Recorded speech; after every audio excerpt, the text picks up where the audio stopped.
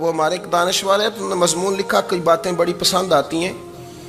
وہ کہتے ہیں کہ میری اہلیہ، ان کو بھی کسی نے نا مس گائیڈ کر دیا تھا، حالانکہ اچھی خاتون ہے، کسی نے مس گائیڈ کر دیا، تو وہ بھی سماجی اور ویلفیئر اور یہ خواتین کو شوق ہوتا نا بننے کا، تو وہ بھی سماج کے اندر اچھا مقام تلاش کرنے کے موڈ میں آ گئی۔ تو کہیں ایک دن جانا تھا تو بڑی بن سنور کے میرے ساتھ وہ گاڑی میں بیٹھ گئی۔ تو میں گاڑی میں، عورتوں کو یہ بھی مسئلہ ہوتا ہے نا کہ ہماری تعریف کرو، تو کئی دفعہ بعد مردوں بیچاروں کو جھوٹ بولنا پڑتا ہے، تو زبردستی کراتی ہیں نا جی۔ تو اس میں گنجائش بھی دی ہے شریعت نے گنجائش دی ہے کہ کبھی بیوی کو راضی کرنے کے لیے خلاف واقعہ بات کرنی پڑے تو کر لینی چاہیے، تو وہ کراتی بھی ہیں۔ 3 موقع پر خلاف واقعہ بات کرنے کی اجازت ہے، واقعے کے خلاف بھی آپ بات کر سکتے ہیں۔ جنگ کے موقع پر 2 لوگوں کو صلح کرانے کے لیے اور بیوی کو راضی کرنے کے لیے کر لیں کوئی ایسی بات، بے شک اپنی طبیعت پہ جبر کر کے کر لیں، گنجائش ہے، اجازت ہے۔ تو وہ کہتے ہیں جب وہ گاڑی میں میرے ساتھ بیٹھی بن سنور کے، تو وہ تقاضا کرنے لگی کہ میں نے مطلب بڑے اچھے کپڑے پہنے ہیں پر آپ نے توجہ نہیں کرائی۔ وہ سیاںا بندہ تھا، وہ چاہ رہا تھا کہ میری خاتون سمجھ جائیں۔ وہ کہتے ہیں مجھے پتا تھا کہ بیچاری مس گائیڈ ہو گئی ہے، دل کی بڑی اچھی ہے، سیاਣੀ ہے، لیکن اس کو نا کچھ خواتین نے، کچھ لوگوں نے مل کے اس کو ذہن غلط کر دیا ہے کہ سماج میں نکلو، باہر جاؤ، کام کرو، فلاں کرو، اپنی مرضی سے جیو۔ تو میرے ساتھ گاڑی میں بیٹھی کہیں جانے کے لیے، تو مجھ سے کہنے لگی کہ آپ نے میری طرف توجہ ہی نہیں کی، آپ نے کوئی ذکر ہی نہیں کیا کہ میں کیسی لگ رہی ہوں۔ تو وہ کہتے ہیں میں نے اسے کہا کہ اگر تو ناراض نہ ہو تو پھر میں صحیح والی تعریف کر دوں۔ تو اس نے کہا کہ آپ کر دیں۔ تو کہتے ہیں میں نے درد سے اور خلوص سے اپنی بیوی سے کہا، خلوص کے ساتھ میں نے کہا میں تو روز گھر ہوتا ہوں، روز شام کو گھر ہوتا ہوں، اگر تو میرے لیے تیار ہوتی تو میں تیری تعریف کرتا، لیکن آج تو باہر جانے کے لیے تیار ہوئی، تو پھر ان سے تعریف کی امید رکھ جن کے لیے تو نے تیاری کی ہے۔ میرے لیے تیاری کرتی تو میں تو ہر شام تیرے پاس ہوتا ہوں۔ کہتے ہیں وہ میرے لفظوں میں درد تھا تو وہ بھی رو پڑی، اور کہنے لگی آپ گاڑی روک دیں، مجھے باہر جا کے کسی کو راضی نہیں کرنا، میں نے اسے راضی کرنا ہے جس کو رب کریم نے میرا شوہر بنایا ہے اور میرے لیے منتخب کیا ہے، میرے ماں باپ کو۔ میں واپس لوٹتی ہوں۔ یہ ایک پہلو ہے سلگتا ہوا، اس کو سمجھا جائے۔ عورت کو ویسے بھی قابو کرنا بڑا آسان ہوتا ہے۔ اعلیٰ حضرت بریلوی رحمۃ اللہ علیہ فرماتے ہیں بیٹیاں نازک شیشیاں ہوتی ہیں، ان کو تو ذرا سی چوٹ لگے تو ٹوٹ جاتی ہیں۔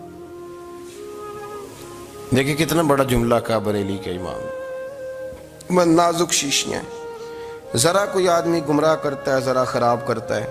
اب دیکھیں نا، یہ جو بچیوں کو بچے مس گائیڈ کرتے ہیں، انہیں بڑے بڑے خواب دکھاتے ہیں، وہ بیچاری ماں باپ کو چھوڑ کے، بہن بھائی کو چھوڑ کے اس کے ساتھ شادی کرتی ہے، پھر جو اس کا بعد میں حشر ہوتا ہے، آپ ادلیاں نو سردار پہن تکے تے شرما والیاں نو چوٹے ڈولیاں دے۔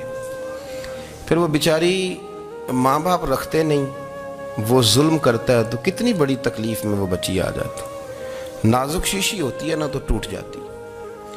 یہی حال اب جدید خواتین اور یہ جو کچھ اینکر پرسن ہیں، یہ اصل میں نا یہ آپ کو سیاست سکھاتے ہیں، لیکن یہ مادر پیدر آزاد لوگ ہیں، بالکل آزاد۔ یہ تو علماء شور نہ کریں، بات نہ کریں، گفتگو نہ کریں، مشائخ بات نہ کریں، اور یہ جو کچھ سنجیدہ اور دینی طبقہ ہے یہ کچھ شور نہ کرے، یہ تو روڈوں پہ ننگے ہو کے آ جائیں معاذ۔ خوفناک نظریہ رکھتے ہیں یہ لوگ۔ عورت کو کہتے ہیں تیرے حقوق ہم تجھے لے کے دیں گے، مثلاً وہ کون سا حق ہے جو تم نے لے کے دینا ہے؟ میرے نبی کریم صلی اللہ علیہ وسلم اس کو بیٹی بھی بنایا ہے، اس کو بہن بھی بنایا ہے، اس کو ماں بھی بنایا ہے، اسے بیوی کا عالی شان رتبہ بھی عطا فرمایا ہے۔ اور چونکہ بیٹی کا بھی حق بڑا بیان کیا جاتا ہے، بہن کا بھی، ماں کا بھی، اور بیوی کے معاملے میں لوگ سمجھتے ہیں کہ زیادہ بات نہیں کرنی چاہیے، شاید مسئلہ خراب ہو جائے۔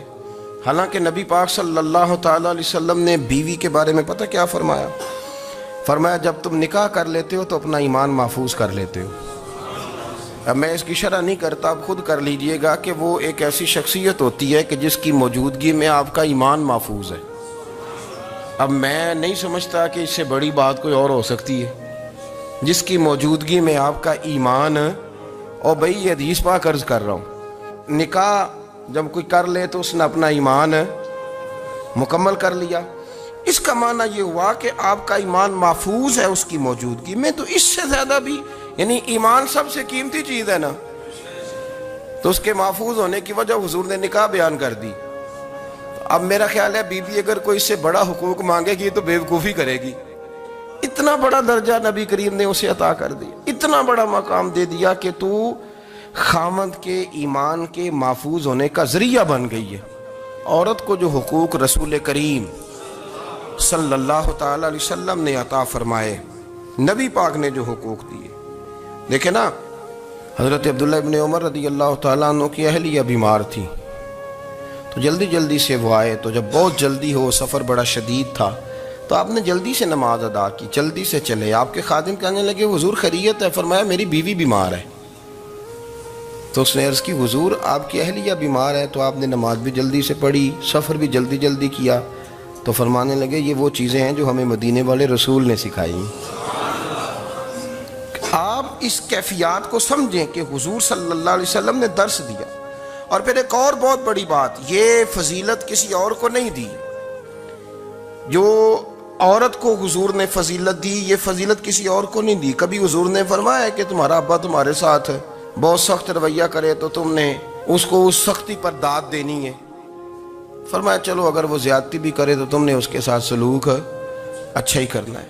لیکن آپ ایک بات کو سمجھے نا کہ بچے کے بارے میں، بیٹے کے بارے میں، بیٹی کے بارے میں فرمایا 10 سال کے ہو کے نماز نہ پڑھیں تو سختی کرو، تمہارا ڈنڈا بھی لٹکنا چاہیے۔ بہت ساری جگہوں پہ بہت سارے لوگوں کے لیے سختی کا حکم دیا، لیکن عورت کے لیے حضور نے جو جملے کہے، اصل میں ہم سمجھتے ہیں کہ یہ ایک بات ہے، مشہور ہو گئی ہے روایت حدیث، تو بس اس کے پس منظر پر اور جملوں کے حسن پر شاید معاذ اللہ غور کرنے کی ضرورت نہیں، ذرا اس لفظ کی تاثیر پر غور کریں۔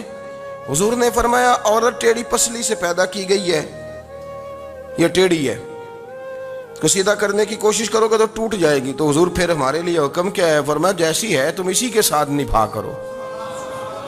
آپ سمجھیں کہ اتنا محفوظ حضور نے درجہ دے دیا بی بی کو، اتنا محفوظ کہ فرمایا غلطی بھی ہو تو میرے غلاموں تم اس کے ساتھ نبھا کرو، گزارا کر لو۔ کو کیا اور حق چاہیے عورت کو، جس کو اس کی غلطیوں سمیت نبی پاک نے قبول کرنے کا حکم دے دیا کہ اس کی کمزوریوں سمیت قبول کر لو۔ اب اس کو اور کیا، کوئی کمزوریوں سمیت قبول کرتا ہے؟ کبھی آپ دکان پہ بیٹھے ہو تو آپ کہیں بھی اس میں یہ بھی غلطی، میرے مال میں یہ بھی کمزوری ہے، یہ بھی کمزوری ہے، یہ بھی کمزوری ہے، تو کر لے قبول؟ کرتا ہے کوئی شخص ایسا ہو جو کسی چیز کی کمزوریاں بیان کر کے کہ اسے قبول کرو؟ پر رسول کریم صلی اللہ تعالی علیہ وسلم نے نا ہمیں سبق دیا، حضور نے ہمیں درس دیا، نبی پاک نے ہمیں پیغام دیا۔ فرمایا یہ ٹیڑھی ہے، سیدھی کرنے کی کوشش کرو گے تو بیچاری ٹوٹ جائے گی، تو اس کے ساتھ نبھا کر جاؤ۔ آپ میری بات کو سمجھیے گا۔ چلیں میں اس پر ایک اور بخاری مسلم کی حدیث پڑھتا ہوں۔ حضرت سلمان فارسی رضی اللہ تعالیٰ عنہ اور حضرت ابو دردہ کے درمیان بھائی چارہ تھا۔ مکے سے مدینے جب لوگ آئے تو حضور نے بھائی بھائی بنایا تھا، ان کے درمیان بھائی چارہ تھا، تو ابھی پردے کی آیات نازل نہیں ہوئی تھیں، تو لوگ ایک دوسرے کی طرف جاتے تھے۔ حضرت سلمان فارسی رضی اللہ تعالیٰ عنہ حضرت ابو دردہ رضی اللہ تعالیٰ عنہ کے گھر میں تشریف لے گئے تو دیکھا کہ ان کی بیوی بڑی غمگین بیٹھی ہیں۔ تو ہم نے فرمایا بہن کیا ہوا؟ تو کہنے لگی تمہارے بھائی کو دلچسپی کوئی نہیں رہی، ہر روز روزہ رکھ لیتا ہے اور ساری رات نفل پڑھتا ہے۔ حضرت سلمان فارسی کہنے لگے ٹھیک ہے کر لیتے ہیں بندوبست۔ نماز دین ہے کہ نہیں؟ دین ہے نا یہ چیزیں۔ لیکن حضرت سلمان فارسی جناب ابو دردہ سے کہنے لگے آج میں نے تیرے گھر میں رہنا رات کو، کیونکہ وہ تو ساری رات نماز پڑھتے تھے، نفل پڑھتے تھے۔ انہوں نے کہا ٹھیک ہے، ایک بستر لا کے بچھا دیا حضرت سلمان فارسی کے لیے۔ سلمان فارسی فرمانے لگے دوسرا بھی لا۔ کہا وہ کیا کرنا ہے؟ فرمانے لگے تو نے بھی سونا ہے، میں نے بھی سونا ہے، تو نے بھی سونا ہے، عشاء پڑھیں گے اور پھر دونوں سوئیں گے۔ کہا میں نے تو نماز پڑھنی ہے۔ فرمایا تہجد کے وقت اٹھ کے پڑھیں گے، اللہ کے رسول بھی رات آخری حصے میں جا کے نماز پڑھتے ہیں۔ ادھر ساتھ سلا لیا، وہ تھوڑی کو دیر سوئے، اب عادت تھی ساری رات اٹھنے کی، ذرا اٹھنے لگے بستر سے تو حضرت سلمان فارسی فرمایا چپ کر کے سو جا، وہ بڑی رات پڑی ہوئی، چپ کر کے سو جا۔ وہ لیٹ گئے، پھر اٹھنے لگے تو فرمایا سو جا چپ کر کے، بڑا ٹائم ہے۔ سحری کے وقت اٹھے، نفل پڑھے، ان کا ارادہ تھا روزہ رکھنے کا، تو فرمانے لگے کل رکھا تھا نا، نفلی روزہ جی رکھا تھا، پرسوں بھی رکھا تھا، ترسوں بھی رکھا تھا، فرمایا آج نہیں رکھنا، آج میں تیرا مہمان ہوں، سارا دن کٹھے مل کے روٹیاں کھائیں گے، آج نہیں روزہ رکھنا، سلا دیا۔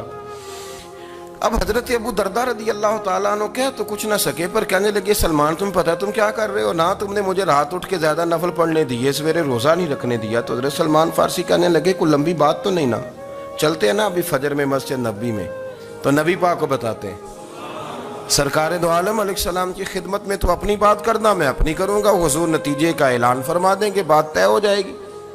حاضر خدمت ہوئے، عرض کی یا رسول اللہ صلی اللہ تعالیٰ علیہ وسلم یہ ساری رات نفل پڑھتے ہیں، ہر روز روزہ رکھتے ہیں، ان کی اہلیہ غمگین بیٹھی ہیں، حکم فرمائے۔ تو نبی پاک صلی اللہ علیہ وسلم نے فرمایا پھر ہوا کیا؟ یا رسول اللہ میں نے رات سلایا ہے، سحری میں اٹھایا ہے، سویرے روزہ نہیں رکھنے دیا۔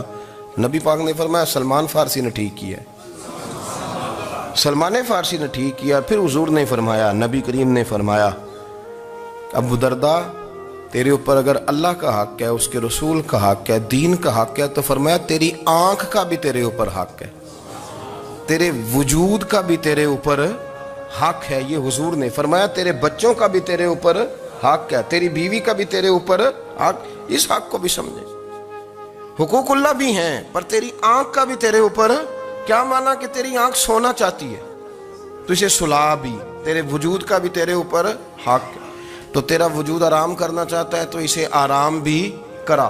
اور پھر وہاں نبی پاک صلی اللہ علیہ وسلم نے فرمایا میں تم سب، سننا یہ لفظ حدیث کے، حضور نے اسی موقع پر فرمایا میں تم سب سے زیادہ اپنے رب کو جانتا ہوں اور میں تم سب سے بڑھ کر اپنے رب سے ڈرتا ہوں۔ حضور فرمانے لگے میں روزہ بھی رکھتا ہوں، افطار بھی کرتا ہوں، یعنی کبھی رکھتا ہوں اور کبھی نہیں رکھتا۔ فرمایا میں نفل بھی پڑھتا ہوں اور اپنی بیویوں کو وقت بھی دیتا ہوں۔ سرکار مسجد میں بھی آتے تھے، نواسوں کے ساتھ کھیلا بھی کرتے، ان کے ساتھ پیار بھی کرتے۔ تو اتنے بڑے حقوق حضور نے بیان فرمائے عورتوں کے کہ تمہاری بیوی کا بھی تمہارے اوپر۔ لو ایک حدیث بخاری کی اور یہاں بیان کر دیتا ہوں۔ ایک شخص نے آ کے عرض کی یا رسول اللہ صلی اللہ تعالیٰ علیہ وسلم جہاد کے لیے تیاری ہو گئی ہے، صفیں بن رہی ہیں، مجاہدین کی تیاری ہے، تو میرا بھی نام لکھ دیا گیا ہے مجاہدوں کی لسٹ میں، لیکن یا رسول اللہ صلی اللہ تعالیٰ علیہ وسلم میری بیوی نے حج کی تیاری کر لی ہے اور میرے دوستوں نے، صحابہ نے میرا نام مجاہدین کی لسٹ میں لکھ دیا، تو میرے لیے کیا حکم ہے؟ یہ بخاری مسلم ہے۔ تو نبی پاک صلی اللہ تعالیٰ علیہ وسلم نے فرمایا جہاد پہ کوئی اور چلا جائے گا تو بیوی کے ساتھ حج کرنے جا، اسے محرم کی ضرورت ہے، وہ تیرے بغیر کیسے جائے گی؟ مجاہدین کو تو اور مجاہد مل جائے گا، پر تو اپنی بیوی کے ساتھ جانا۔ نبی پاک صلی اللہ علیہ وسلم نے مرد کو محافظ بنایا ہے، عورت کو مرد کا قیدی نہیں بنایا، بلکہ عورت کو حفاظت عطا